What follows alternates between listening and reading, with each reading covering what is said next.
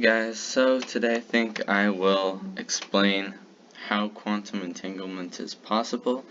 If you know the basics of this, then you know that it's a connection between particles which seems to break physics, with information seemingly transmitted faster than light. I'm just reading off of the text here. That's going to make this video a lot quicker. So there's a spin up here and a spin down there. Use my mouse, spin up, spin down, if you can tell. Right now, I'm just using red for spin up and blue for spin down, and in this case, red particles spin up, blue spin down. However, they aren't actually spinning. It does have angular momentum. It's called spin angular momentum. When we measure the spin in a particular direction, the other particle, if measured in the same direction, will always be the opposite spin, even if they're light years apart, like we can see in here. There's spin up and spin down. And there is what seems to be a small problem here, which you may be already aware of. That being that if they are light years apart, for example, then they would have information seemingly being transmitted faster than light. Clearly, there's more to be investigated. Now we have a yellow and a green one, which are here going to stand for matter and antimatter. And this will be a small detour, but don't worry, it will matter for this topic. And this will also help figure out how this works. Using matter and antimatter, we know that the total amount sums to 0, because otherwise you could not create something out of nothing. That's kind of the idea.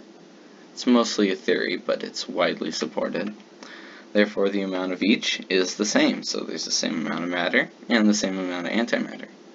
Then, of course, we now simplify the situation, as all good mathematicians do. Matter, antimatter. See? Real easy. Here, we'll pretend these are the only particles in the universe. Of course, they aren't. It will help, however, because everything sums to 0. They must be opposite. One is matter, the other is antimatter. This has to be matter, this has to be antimatter. Or they could switch, you know. But one of them has to be matter, and one of them has to be antimatter. Now, simply, if we see the particles in the rectangle, those have to sum to 0, because everything outside of it also sums to 0, as you can see in the text there. This simply keeps the balance, right, of matter and antimatter. And then you can see there's an X with that green arrow. You see there's no actual information traveling. This way, you can keep the balance of the universe, and you can use the same logic to explain spin. Okay, you could possibly. This isn't for certain, it's just a theory, right?